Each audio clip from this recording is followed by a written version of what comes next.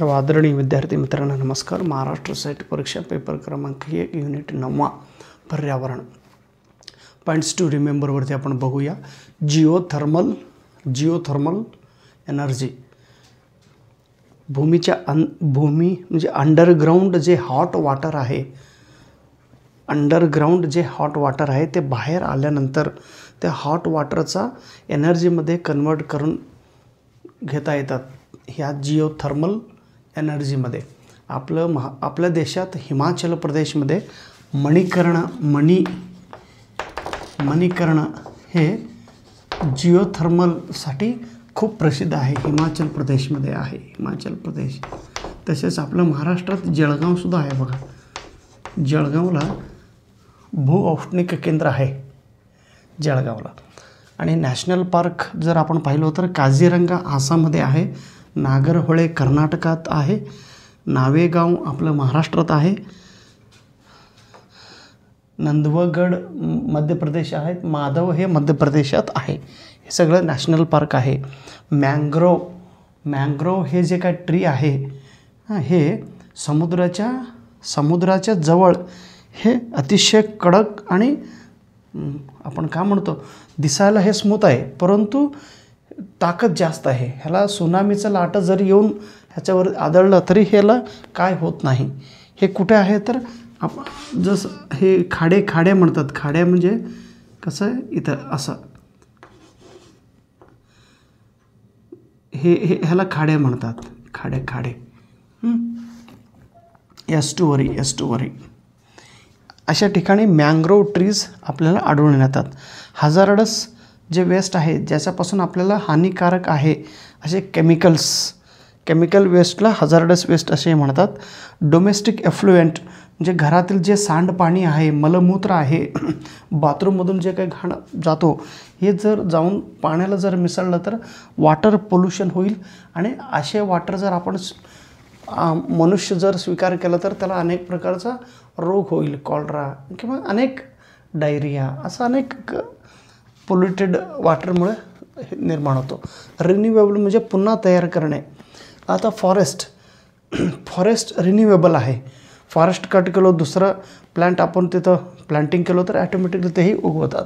Non renewable resource त्याचा वापर केलं तर ते खतम होतो. पुन्हा ते तयार व्हायला खूप उशिरा होतात. त्यामुळे त्यामुळं हे नॉन रिन्युएबल हे तयार होतच नाही. आता मायनिंग आहे, कोल आहे, पेट्रोल आहे, नॅचरल गॅसेस आहे. मेधा पाटकर म्हणून एक सोशलिस्ट आहे. ती मध्य प्रदेशात जे काही नर्मदा रिव्हर आहे, नर्मदा रिव्हरच्या वरती एक डॅम बांधत आहे. आणि डॅमला ते मॅडमचा विरोध आहे. त्यांनी म्हणतात जर तुम्ही डॅम बांधला तर त्या ठिकाणी राहणारे जे लोक आहेत त्या लोकांचं पुनर्वसन तुम्ही कसे करणार, त्यांना कुठं तुम्ही घेऊन जाणार. त्यांना थोडं विरोध त्यांनी केलेले आहेत. नर्मदा रिव्हर म्हणून त्यांनी म्हणतात नर्मदा बचाव असं एक आंदोलन आहे. जलायुक्त शिवार म्हणून आपल्या महाराष्ट्रात माननीय आता जे उपमुख्यमंत्री आहेत बघा BJPचे कोण आहे हो त्यांना नाव नरेंद्र मोदींचा खास आहेत ते. मला राजकारण जास्त माहिती नाही हो. नागपूरचे आहेत बघा सर फडणवीस साहेब. ओके. त्यांनी हे जलायुक्त शिवार सुरू केले होते. कावेरी रिव्हर जे नदी कावेरीमधून एक नदी रिव्हर आहे कर्नाटक आणि तामिळनाडूमध्ये. त्याचं फायटिंग चालू आहे की आम्हाला जास्त पाणी सोडा, आम्हाला सोडा. दोघांनाच पाणी मिळत नाही तर बोंबलत बसा. त्याच्यानंतर फोस्को स्टील प्लांट हे ओरिसात होणार आहे. त्याला पण अनेक विरोध झाले. GPS ग्लोबल पोझिशनिंग सिस्टीम सॅटेलाईटद्वारे लोकेशन हुडकण्याचा ही काम करतात. भारत देशातील एक प्राणी आहे टू हॉर्न रिनो. आता हे नष्ट झालेले प्राणी आहे.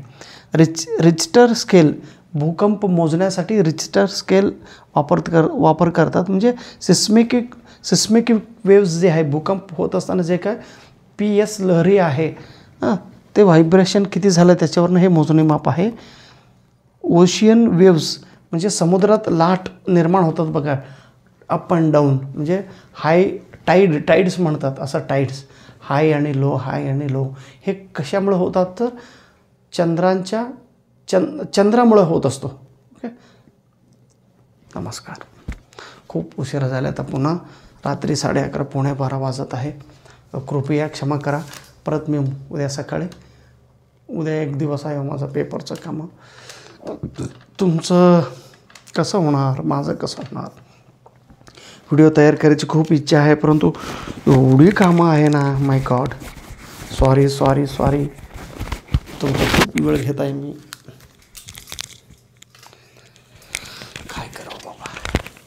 10वीचा पेपर कामा तुम्ही रिव्हिजन करा. Okay, thank you so much.